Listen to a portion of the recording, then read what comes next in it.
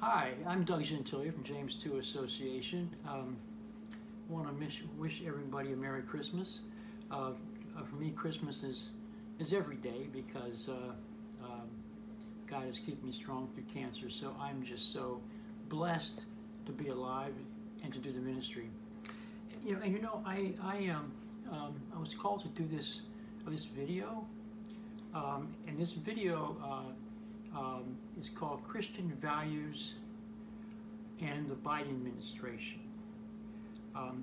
Because this is a perfect opportunity for Christians to be organized and be smart and be energetic about a strategy to stand for Christian values in the context of new national leadership. And now that all the court cases have pretty much ended and states are getting ready to cast their electoral votes for president, this is a good time, I think, to suggest 5 initiatives which I think Christians could organize around. So I just wanted to say that as a background for this is nonpartisan. It's not attacking anybody. It's positive ideas that Christians can organize around as we go into 2021. And I want to say that as we discuss these 5 ideas, these 5 initiatives, it's with an asterisk. And the asterisk is that while it's important for Christians to engage the culture, to engage our leaders, our political leaders with Christian values, we need to keep that in perspective. It needs to be done in a nonpartisan, positive way, but not to be caught up in it so it becomes, our main focus. Our main focus is spiritual disciplines. We have to start with that, and that has to be our foundation before we talk about how we're going to engage the culture in the national leadership. Spiritual disciplines, of course, is prayer, Bible study, praise and worship, fellowship, evangelism, discipleship, and serving people, especially serving people in need. So we need to practice those spiritual disciplines before we get into the 5 initiatives, which I think will be very powerful for Christians to be successful in presenting our worldview, our values, in the context of new leadership. So let's start with number 1. And that is prayer. The Bible tells us we need to pray for our leaders in different scriptures. And some Christians, when they pray for the president or something, they pick their favorite president, and if somebody disagrees with their worldview, we say we need to pray for them. They're not supporting our issues, things like that. No, we are commanded to pray for all our leaders, even those who, if they have policies that differ from our worldview. So we need to start with prayer, and we need to do it on our knees, humbly, and ask God to touch the hearts of all our leaders, state, local, federal, with the gospel truth and Christian worldview and the love of Jesus Christ. So that's number 1. Number 2, we need to be engaging our leaders and finding common ground on issues where we agree. And number 2 is based on what I believe is a truism. And that is, when you look at the 2 major parties, there are good people and good issues in both parties, and there are issues that offend God in both parties.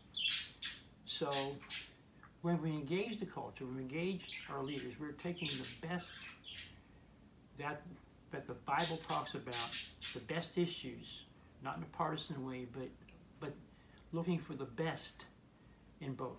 So in the new national leadership, there are issues where we can find common ground, and we need to be engaging with them, be at the table with them on the issues where we may agree. One I think obvious example is on race relations.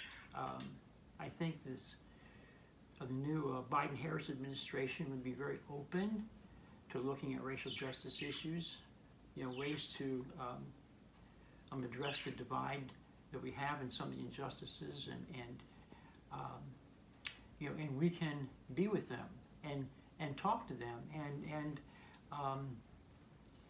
and as we talk about the solutions, we could try to keep a biblical focus on it instead of a secular focus, and be influential in that area, not just that area, but on just different issues where we may agree. So, that is the second important initiative I think we need to address. Number 3, and this goes particularly to the white Christian evangelical church, mostly. As we approach 2021, as we approach our new national leaders, there are some very important points we need to keep in mind. We need to start with, what is the legacy that large swath of the white church is bringing into 2021? What is the legacy? Well, let's be honest about it. Large percentages, including entire denominations of Christian churches, supported slavery, which went on for many centuries and generations. Then after the 14th Amendment, we continued to support Jim Crow, segregation, the discrimination, human rights violations, terrible human rights violations, including what they call backdoor slavery, where the Southern whites, when they got power again, they would pass these laws, and just silly laws, and there would be crazy penalties for a minor infraction, and a lot of blacks would be arrested for minor things or for nothing at all. And then in lieu of going to jail, they would be assigned to an employer where they would have to work for little or nothing. So it's almost like slavery again. It's called peonage.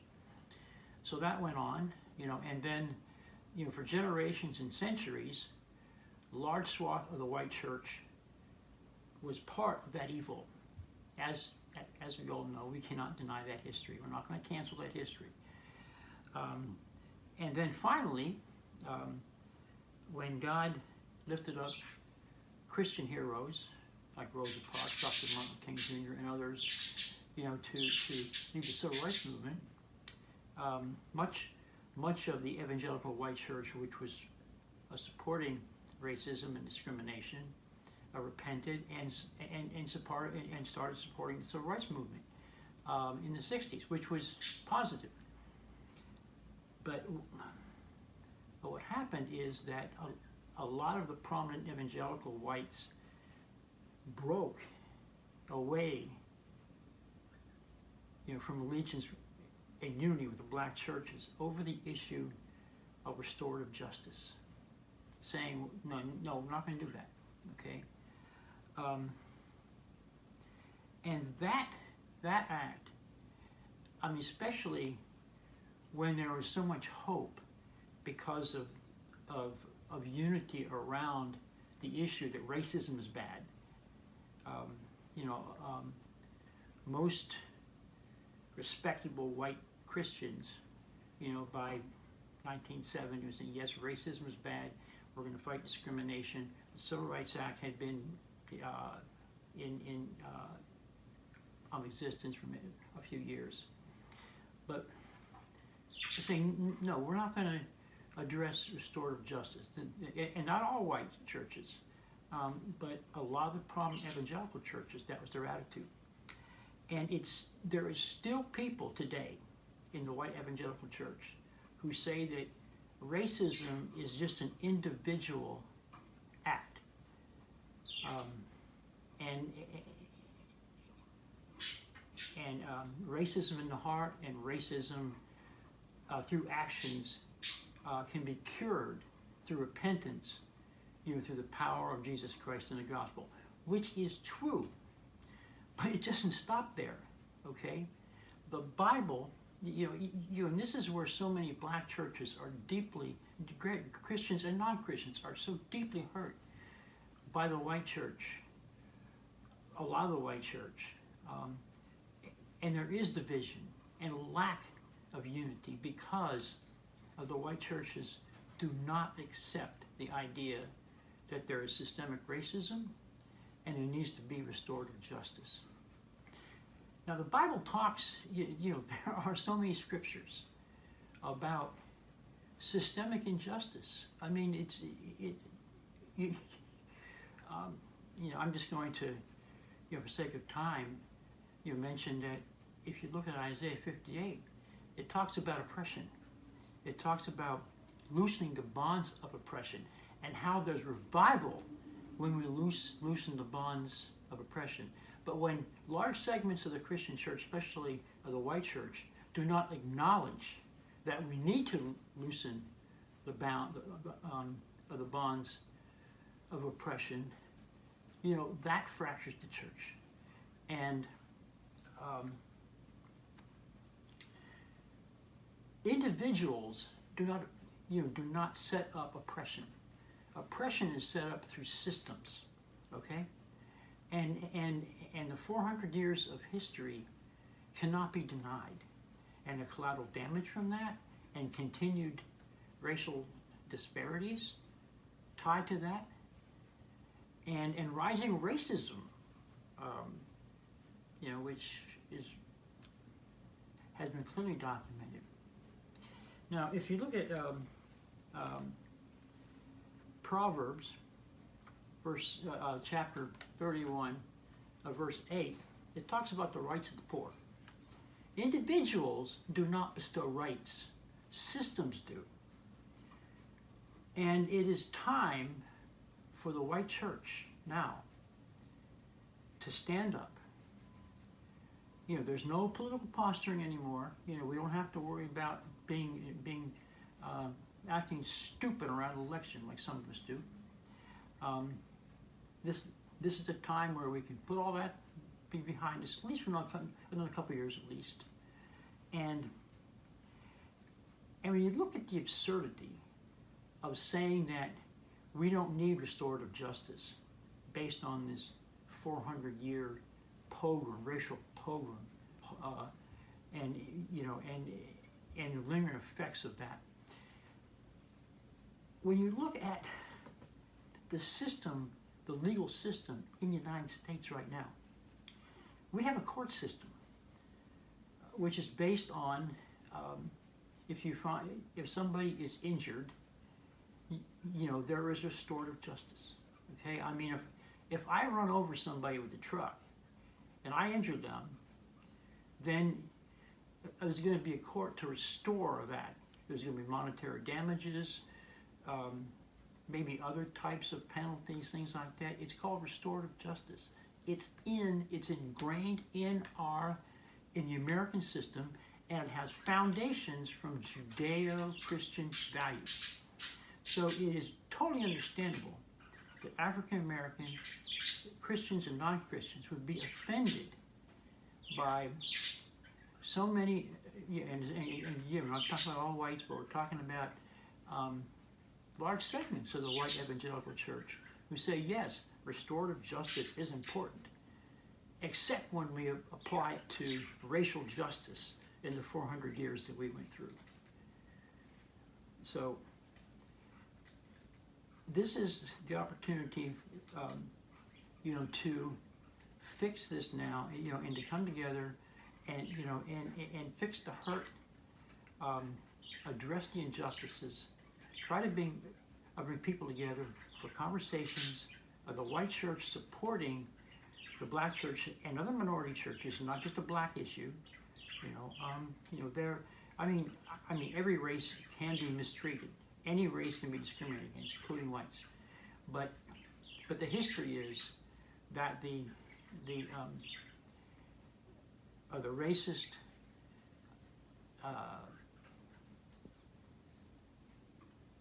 the whole history of the damage was first the African American, and then some of the other minority groups were also impacted. So everybody needs to be included in this discussion. We need to address racism. We need to address racial injustices, and we need to do it together with the white church standing up. And let me just punctuate a number 3 here. With a flashpoint situation we need to be aware of. By the current president, Donald Trump, and I'm not saying he's a racist, but I'm saying that there has been wide concern, wide perception that he has divided the race, that he has inflamed racial passions, and that's a wide concern, not only among the blacks. So we need to, I'm not saying there's any bad intent, I'm not accusing anybody of anything, I am just recognizing the reality of what the perception is, okay?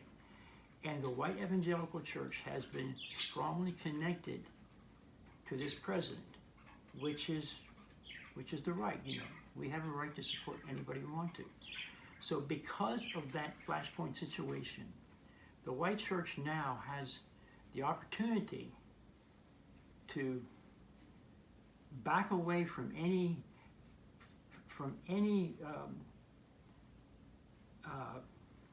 a perception of racial insensitivity and show that we really do care about justice issues. Now's the time to do it. And I'm going to say this again because it's true. I don't want to scare anybody. I just want to say that this is factually true.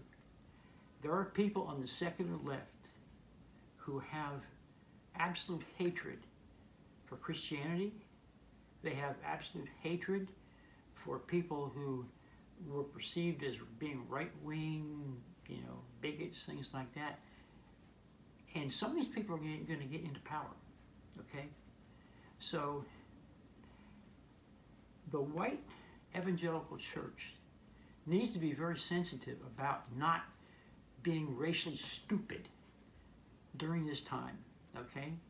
And risk bringing persecution on the entire Christian church because of stupidity, okay? So what needs to happen is the white church that are not getting it, that are denying the need to stand up for racial justice, to address the genuine hurt and genuine concern of millions of black Christians and black non-Christians and other minorities. This is the time to stand up in unity and address these issues. And please quit conflating some of the language, okay? People attack Black Lives Matter without context. Yes, Christians should not be endorsing the Black Lives Matter organization, but people take the language in a very flippant way. Another thing a lot of the white Christians do, out of ignorance, unfortunately, is they'll use the term woke, and they'll conflate the term woke with critical race theory and Marxism. The term woke was adopted mainly by Christian African Americans to talk about biblical responses to racial injustices. And for white Christians to conflate that term with satanic ideas of critical theory and Marxism just inflames the racial passions. So number 3 is very simple. white church who has not been getting it, shut your mouth and open your ears at first and hear what people of color, not just blacks, but what people who have had this 400 years of racial injustice, which includes blacks, which includes other minorities too, mostly blacks, but other minorities too, listen and then have a dialogue and find solutions. That's number 3. And that's going to open the hearts of many non-Christians too. You know, if they see the white evangelicals, and not all were guilty of this, but those who are guilty of it, to repent and not only say I'm sorry, not cheap apology, but back up the apology. A repentance means you turn from your ways, which means that you back away from this racial insensitivity and you really cry out to God for ideas on how to address the racial injustices and come up with restorative justice. Okay, that's number 3. Number 4. This is mainly addressed to the black church, and I'm going to start this by saying, by reciting some statistics. Different pollsters have found this, and I'm talking about the Bible-believing evangelical church. I'm not talking about churches that, some of the mainstream churches which kind of back away from focus on the Bible. I'm talking about Bible-believing evangelical churches. A solid majority of African American Christians in the evangelical Bible-believing church believe in the sanctity of human life and believe in religious liberty. Those 2 issues, which are core issues for white evangelicals, okay? There's no difference for the majority of whites and the majority of blacks.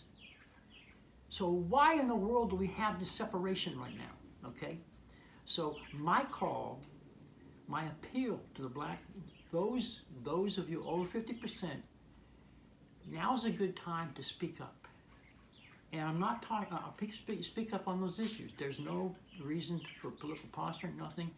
As I say, there's no election for 2 years. Now's a good time, for those of you in the African American church and other minority churches who believe in the sanctity of human life, who believe in religious freedom, to speak up and say, and engage the leaders on those issues. As I say, not just the right-wing blacks and the right-wing conservative blacks, because it'll be blown off. It'll be a liberal conservative dynamic, but I'm talking about some of the black Christian leaders who may be progressive in a lot of issues, who are not closely identified with the a conservative right. Speak up, and there may be it may be an opportunity to make headway with these issues, because if you look at these 2 major political parties, the Democratic Party, the Republican Party, they all have core-based constituents. I think an argument can be made that either number 1 or close to number 1 constituent of the Democratic Party is the African American community. And if the African American community, if African American leaders across the political spectrum, key ones, are speaking up on pro-life and pro-religious liberty issues, it could really have an impact, especially if it's backed up by religious appeals, because a lot of people in millions of people in the Democratic Party proclaim Jesus just like people in the Republican Party. So if you back it up with biblical truth and science and appeals to reason, it could really have an impact. Now, I really get offended And I've had a lot of white Christians say this to me.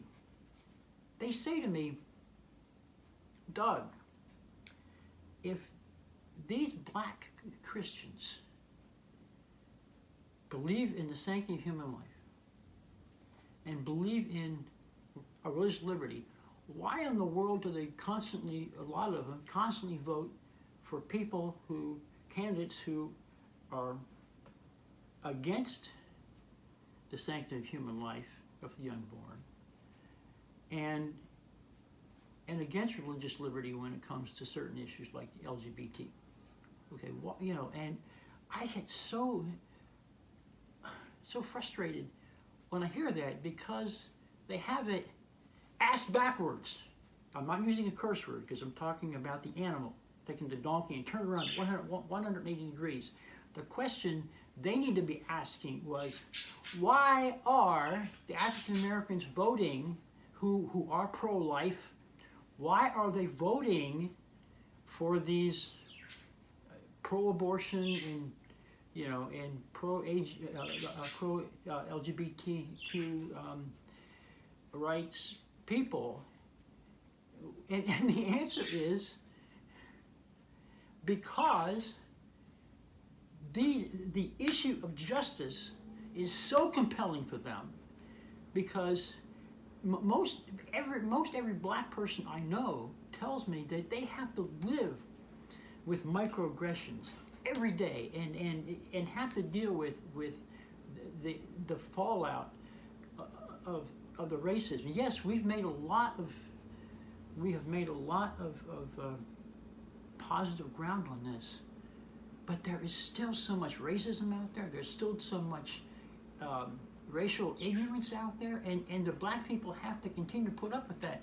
And so this issue is so important to them that's the number one issue, for a lot of African Americans. Not all of them, I don't want to say all of them or one way or the other, but for those who are pro-life and pro-liberty, who will vote against the candidates who are pro-life and pro-liberty, is because of the long-term neglect of many people in the white church.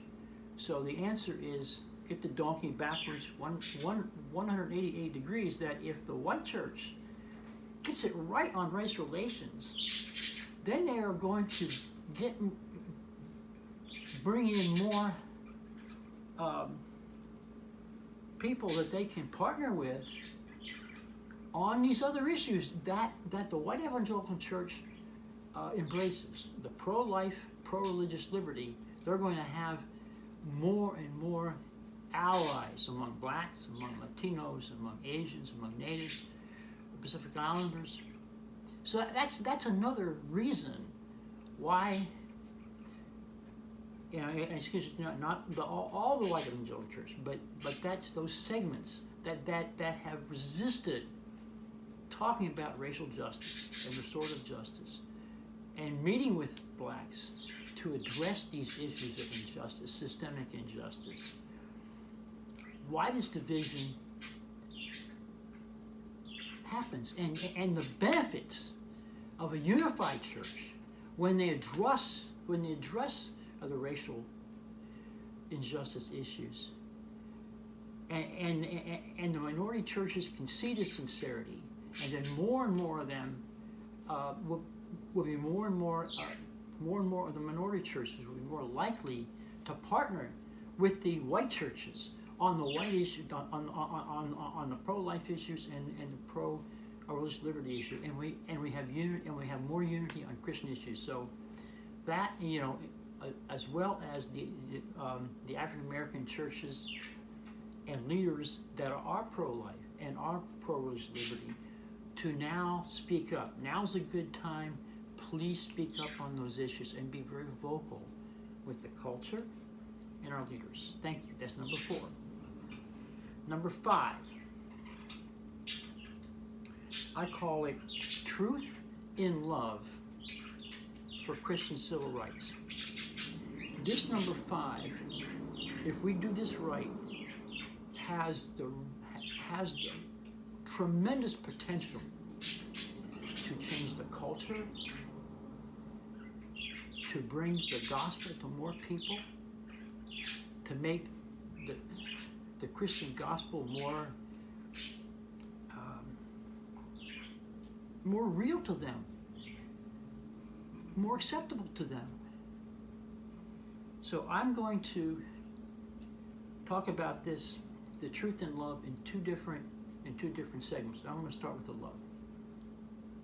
When we deal with issues, and when I say Christian human rights, I'm also talking about the unborn. I'm talking about the rights of Christians to practice their biblical faith without being forced or coerced to violate our biblical beliefs in whatever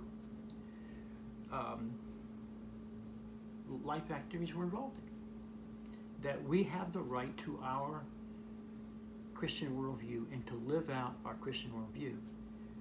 And that includes, by the way, standing up for the human rights of unborn children, which is separate,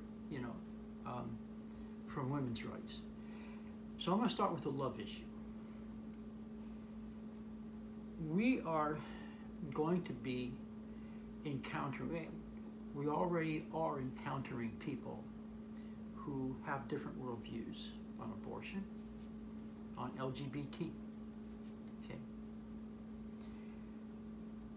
When we encounter these individuals, we need to remember that Jesus, when we accept Jesus, we get the Holy Spirit. And that Holy Spirit has given us agape love, a radical love beyond anything we could ever do. And we need to be radically loving the people that we disagree with. When it comes to the abortion issue, we should never judge people. And remember that if people have had abortions, yes, it was a terrible thing, but God can forgive any sin. There is Romans 5, where sin increased and grace increased the more. There is no sin beyond the grace of Jesus Christ. So we need to embrace that. We need to stop hate-mongering groups like Planned Parenthood. We need to be firm in our belief in the sanctity of human life, but not be hating on the people who take it, but appeal to them in love. I mean, when I used to go to campuses, I still do, except COVID. I plan to go back for local ministry, and there'd be these Planned Parenthood paid volunteers, they're fundraisers, and I would walk past and I would kind of sneer at them. No, God said no. Engage them, talk to them, show them love. That's their name. They're human beings, okay? And whether it's the LGBT, the civil rights agenda trying to encroach on the Christian civil rights agenda, or the abortionists advocating the killing of unborn children, they're still human beings. And we need to find ways of loving them, finding common ground on other issues, just like we're doing with the national leadership. Find common ground, and invite them to our church, and invite them to lunch, and have a conversation with them. There's going to be hate coming from the other side. I'm not saying that all the secular left are hate people, but there is hate coming from the other side. Let's show them that we're not haters, okay? That yes, we're standing for our biblical worldview, but we don't hate anybody, okay? So that is the love part, okay? Now let's get to the truth part. we need to be speaking the truth about our civil rights, the civil rights of the unborn children, and civil rights of Christians to live our biblical worldview in a nuanced way, and in a way that we can articulate reasonable arguments why we believe this way, why we believe that our civil rights and the civil rights of the unborn must be protected. Okay? And the way we do it is just gently deconstructing some of the arguments that are made against us. Okay. Let's start with the abortion issue. People throw out terms like reproductive rights, pro-choice. We need to turn that around. Children have no choice. Quit. The unborn children you kill have no choice. Quit using that term. It's not pro-choice. You're being intellectually dishonest with using that term. Reproductive rights. Reproductive rights has nothing to do with the pro-life issue. No people who stand up for the sanctity of human life want to interfere with the right of a woman or a family to decide when they have children, how many children they have. That's the definition of reproductive rights. It is the right to reproduce. It's the right to have children.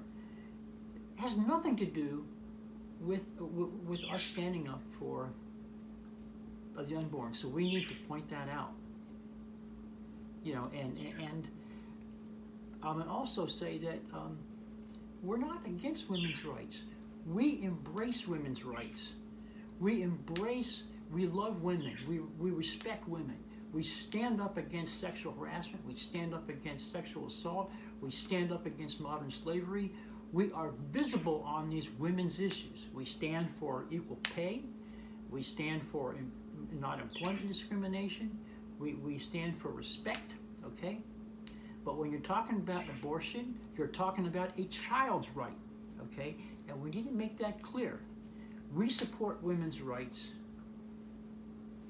but the children, the unborn, that have been scientifically and biblically shown to be human beings have a right to life, okay? And make that clear distinction, okay? All right, now we'll segue into the issue of religious freedom, and it's not just for Christians; it's for people of all faiths, okay? Because there's a culture clash between the secularists, what I call the secular sexual stronghold. Not just gays. It's not just gay issues. It's there's unbiblical sex. Most unbiblical sex has nothing to do with LGBTQ issues. Okay, so we need to recognize that. I mean, first of all, we need to recognize that yes, we differ.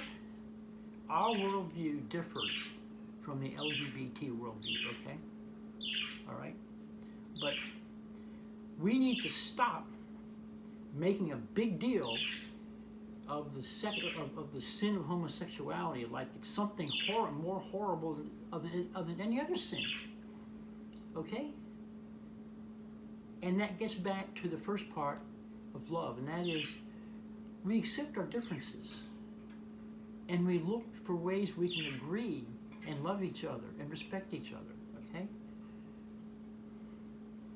Tim Keller, Pastor Tim Keller, had a very astute moment, which I consider riveting. A question was posed to him.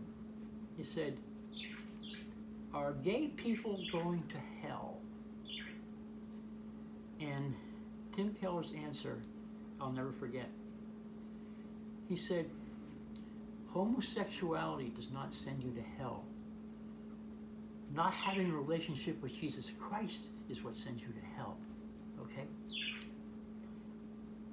There is no sin that you commit if you're separated from Jesus. there's no sin that doesn't send you to hell. Okay? But if you have a relationship with Jesus, there is no sin that will send you to hell. Okay? Now if you sin and don't repent and you're already saved, there may be consequences for those sins, consequences here in this life, maybe consequences in the next life in terms of treasures in heaven. There are consequences for those sins. But if you're saved, no sin sends you to hell. If you're not saved and you don't have a relationship with Jesus, any sin you commit will send you to hell. Okay? And we need to remember that, when we start hate mongering against the LGBT community, even though we don't agree with their worldview, and we can agree to disagree, okay? So let's, so when we stand up for Christian human rights, it means that, and the human rights people from our religious faiths, we have to be honest. We're going to be using the court system, and we're going to be using legislators that are sympathetic to protect our human rights, to protect our rights to engage in biblical truth and our biblical worldview, okay? And it has absolutely nothing to do with taking away anyone else's civil rights. We recognize that the Supreme Court has bestowed civil rights, certain civil rights, on the LGBT community. They have the right to marry, and now they have the right to non-discrimination in employment type of situations. So we respect those rights, okay? We love the people, we respect their rights, okay? We don't agree with the lifestyle because we have a different worldview, but we respect, we love the people, okay? And then what we do in return is we ask that you please accept our rights to protect, to live out our biblical worldview, okay? Without being forced to participate in a worldview that we disagree with. So let me deconstruct 3 arguments that are made against Christian liberty, okay? And show why those arguments are not valid. And we need to be prepared to articulate these arguments when we are lovingly engaging people we disagree with on religious liberty issues and LGBT liberty issues. Okay. First is what I call the slippery slope argument. Slippery slope is it's a metaphor, like if you are,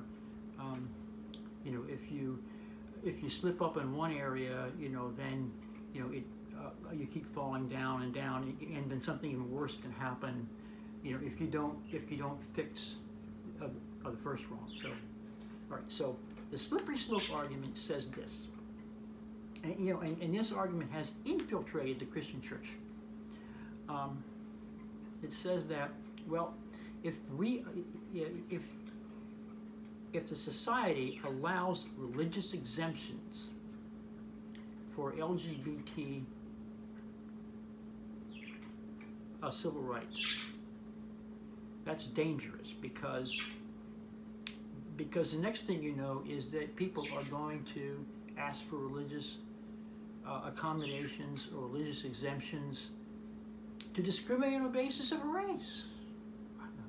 Well, I agree, that'd be terrible.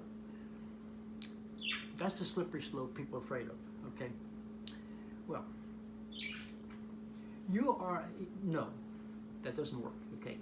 You are comparing apples and oranges here, okay?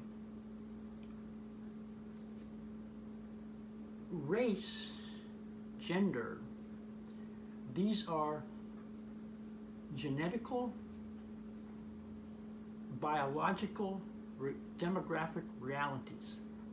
We have no control over our race, national origin you're born with. we have no control over the gender we're born with, the biological gender we're born with. We have no control over that. Okay. So, but the LGBT issue is a lifestyle issue, and there have been four studies that show that people change their sexual orientation. Okay? It happens all the time. So one exemption in a lifestyle issue does not lead to a second exemption where somebody is born a certain race or a certain gender. It's not going to happen, folks. The second objection to Christian Christian civil rights that I hear all the time, that a lot of us hear all the time, is that in some misguided Christians cite, well, Romans 13 says obey the authorities. So if a state, a locality, a federal government passes a law banning discrimination on the basis of sexual orientation, that means as Christians we need to obey it. Okay? No. There is a higher law, and that is the Constitution of the United States. The Constitution of the United States guarantees religious liberty. The Constitution supersedes any state, local, or federal law. Okay? There is no LGBT protection in the U.S. Constitution. Okay? So, the Constitution gives Christians the right, all of us, to practice our biblical worldview. Okay? Now, no reasonable person would think that our rights end when we step outside of church. There are people on the secular side who think that that you have religious liberty. You can go into your house of worship and do what you want. But the minute you step outside the church is where your rights stop. No, our rights do not stop once we step outside the four walls of our church. It applies to how we live our lives just everywhere. So, okay. And the third argument against religious freedom that I hear a lot, I hear the most actually, and that is that you have the right to practice your religion as long as it doesn't hurt me. Okay. Well, the people who make that argument, again, have it 180 degrees donkey backwards. Okay? Because if you have a religious exemption for, saying, there have been cases about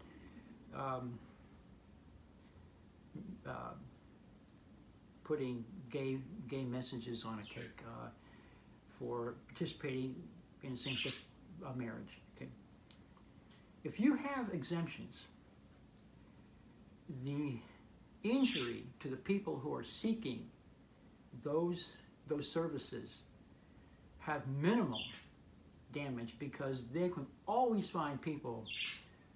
If they walk into a Christian bakery and say, I want an image of same-sex on my cake, and they say no, they can always find people, to put other image.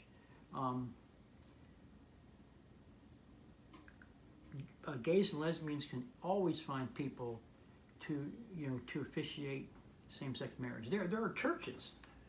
I don't think they're Bible-believing churches, but they're churches that accept gay and same-sex marriage, and they will marry them.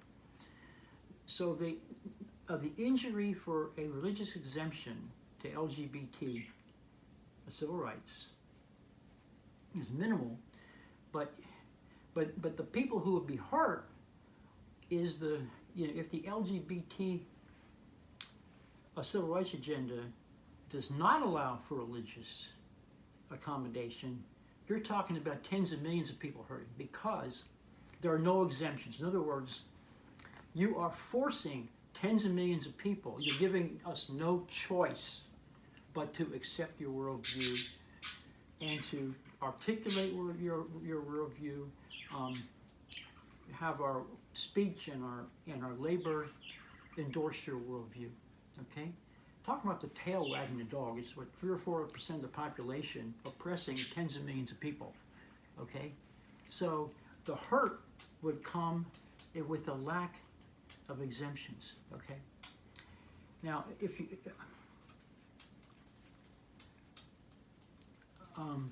look at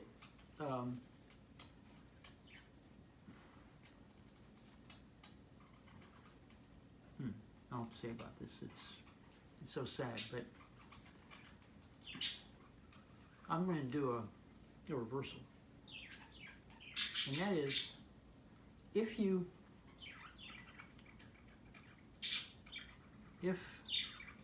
a gay man walks into a church, a bakery, and wants to have a gay image put on a cake, and the Christian says no, well, that Christian has been threatened, sued, had their lifestyle disrupted, their finances destroyed, and in rare cases even threatened with jail. Okay. Now flip it around. Let's just say there is a gay man who owns a bakery, and a Christian walks in to his store and says to him, I want to order a cake, and please put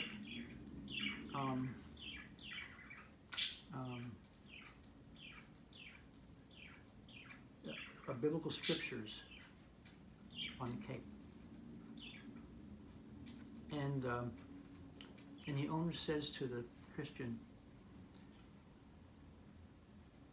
I can't do that. It violates my conscience because my worldview does not accept Christianity.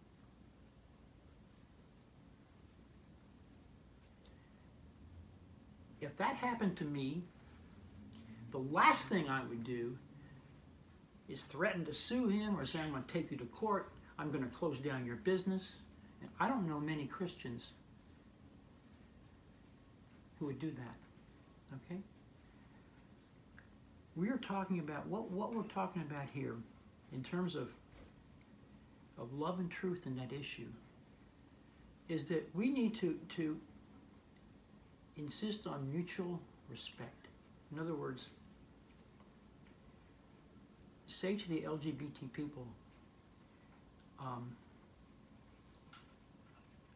we respect your worldview.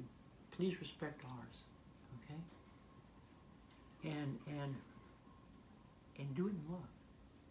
Say to the people who believe in abortion, who commit abortions, we don't agree with it, but you're human beings. We're going to love you, but we're going to articulate reasons why what you're doing is wrong.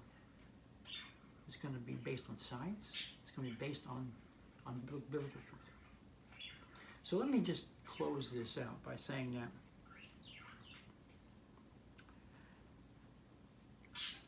we have an opportunity, if we follow those 5 initiatives, to really, no matter who is president, no matter who is governor, no matter who's mayor, to advance Christian values in a very powerful way. And the way I look at it, I think there are 3 major issues that stand above all, that are Christian issues. 3 that stand above all, that stand the test of time. Now, are there other issues that can, given circumstances, arise to the level of these critically important issues? Like if there's a national security issue, if there's some terrible health and safety issue, if there's wanton corruption, they can, if there's war, things like that. I mean, they can, given circumstances, arise to a level. And I don't want to minimize other issues. I mean, I think environmental conservation, environmental protection is important. I mean, I used to work for environmental agencies, so those issues are dear to me. But I think that if you look at consistently over time, there are three issues where Christians repeatedly, consistently need to advocate for. Number one is biblical justice. The Bible, there are countless scriptures on biblical justice, taking a stand against racial injustice, against modern slavery, in some cases against economic oppression. Christians need to be pit bulls on that. There is no excuse for Christians not standing up on these issues, given the biblical commands. That's number one. The second one is the sanctity of human life. With the science and with the Bible saying that God is the author of all life, there is absolutely no excuse for any Christian not standing for the sanctity of human life for the unborn children. And the third issue is religious freedom, religious liberty. And it implies that Christians and all faiths, but since we are Christians, getting back to the Bible,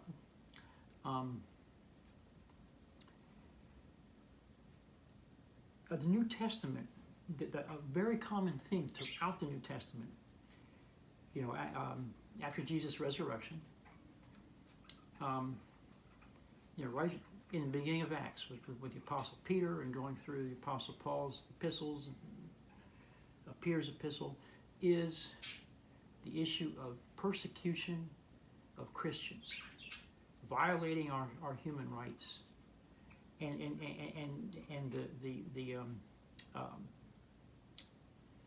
the whole tenor of the Bible is that's so evil. It's so evil. So if it's evil in the Bible, we are not going to tolerate our civil rights and our human rights being violated. We should not tolerate. We should not have to tolerate it. Okay, and we should stand for other religions if their human rights are being violated, like million Uyghurs in China who are put in re-education camps. We just stand with them. Okay. Yeah, so religious freedom is so important. So those three issues. So my blood boils when I hear or when I see so many, especially white Christians, standing strong for the rights of unborn children, standing up against abortion, but saying nothing about racial injustice. That just fractures the church. It has fractured the church. It has weakened the church. On the other side, for people to talk about how they care for the poor and how they care about social justice, and yet will take the most vulnerable human life and throw them under the bus and say it's okay to kill an unborn child. Well, that enrages me just as much. Both sides, I believe, are an abomination to God. So we need to take the whole package, folks, all three of those issues. And if we follow the 5 initiatives which I have described in this video, I think we can do a good job of pushing those 3 issues very strongly into the culture and into the acceptance by decision makers, even as we rely on the courts and some legislators to protect our civil rights and the civil rights of the unborn.